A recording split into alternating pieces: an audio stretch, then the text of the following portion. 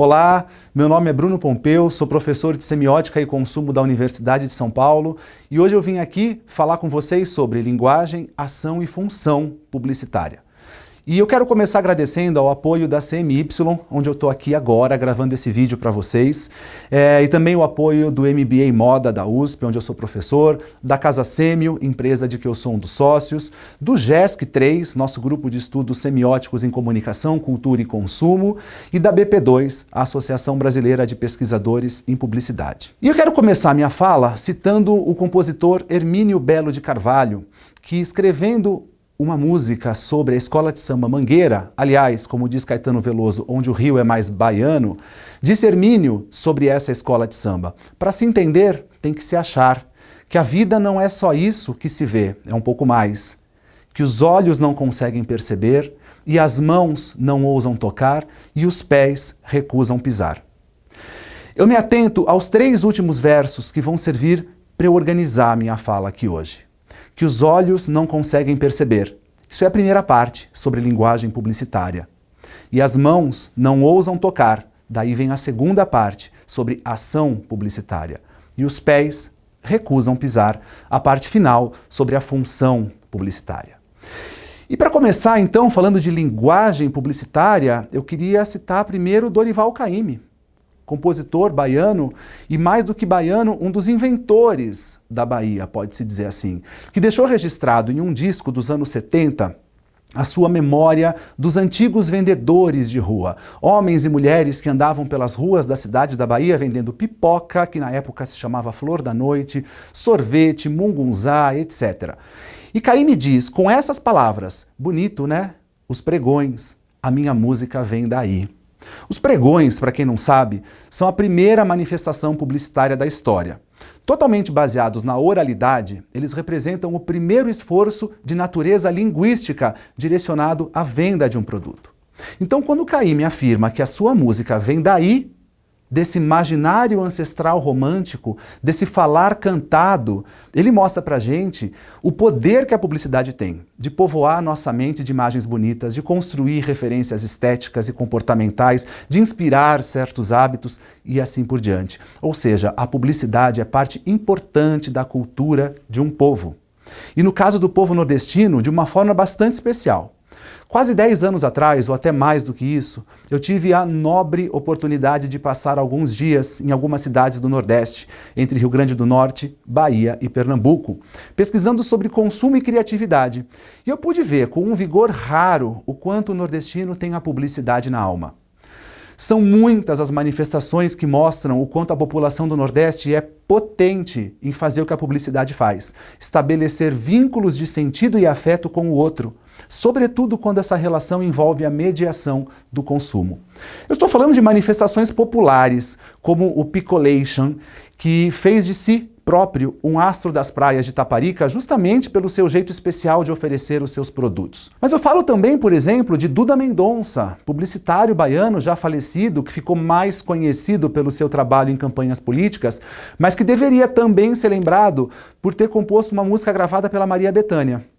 Na verdade, ele tinha composto um jingle para um motel que tocava em rádios. A música era tão bonita e ficou tão popular que a Bethânia mesmo pediu para aumentarem a letra e gravou no seu disco Mel, com o nome Cheiro de Amor, e fez sucesso. Eu falo também, por exemplo, de Michael Sullivan, compositor pernambucano que começou a sua carreira também fazendo jingles.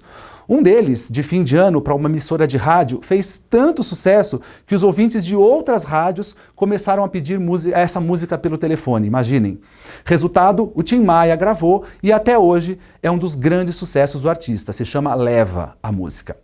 O que tudo isso nos ensina que a publicidade é muito mais do que um formato tradicional, a comunicação de uma marca ou uma mera intenção de venda. Não.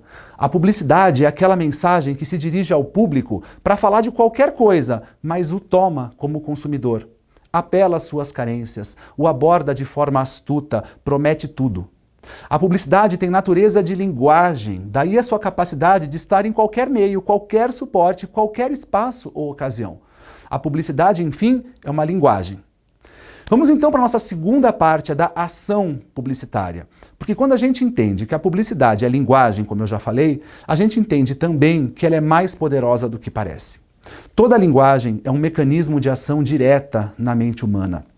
Toda linguagem expressa valores, transmite ideias, opera diretamente na nossa forma de sentir, agir e pensar. Daí que a publicidade tem um imenso poder no contexto atual. Um poder que precisa ser resgatado, reconhecido e assumido como transformador. Precisamos sair daquela ideia segundo a qual a publicidade vai ser feita para alguém, para o outro, para o target, para um determinado tipo de público, classificado rigidamente. Precisamos também superar aquela proposta de publicidade feita com o outro, que é diverso, que é inclusiva apenas pontualmente, apenas parcialmente. Está na hora de termos uma publicidade feita por pessoas diversas. Quem acha que a publicidade serve apenas para vender, não entendeu nada. A publicidade serve primeiro para vender, mas pode muito mais enquanto faz isso. Por quê? Porque estamos vivendo um contexto geral muito especial que combina características muito especiais, inéditas na história. Por um lado, temos uma inegável sensação geral de caos. Desde 2001, quando houve o atentado às Torres Gêmeas, a gente não teve mais sossego, né? O século XXI tem se revelado uma tormenta em diferentes áreas.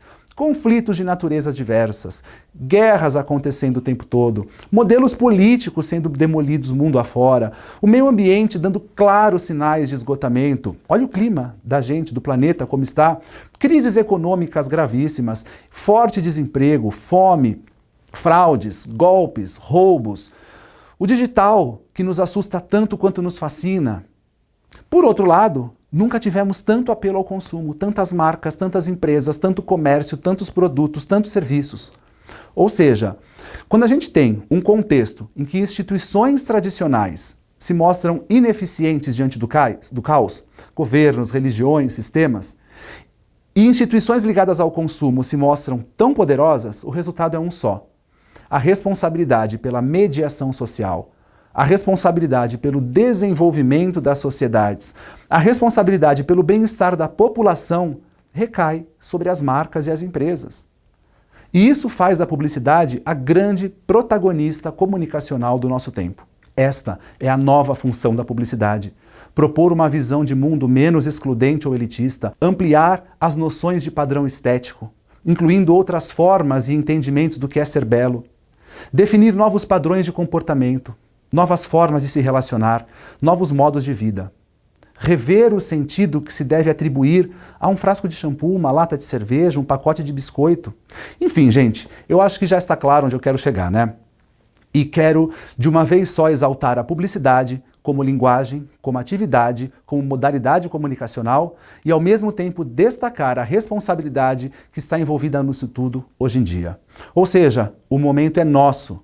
Os desafios são grandes, as oportunidades são imensas. No lugar da apatia, a sensibilidade. Em vez do medo, a coragem. No lugar da estagnação, a aposta. Que os arrepios sejam de emoção e satisfação por estar podendo fazer o que é bom, o que é certo. Que as boas ideias sejam realmente boas, para nós e para todos. Muito obrigado, um grande abraço a vocês e até a próxima.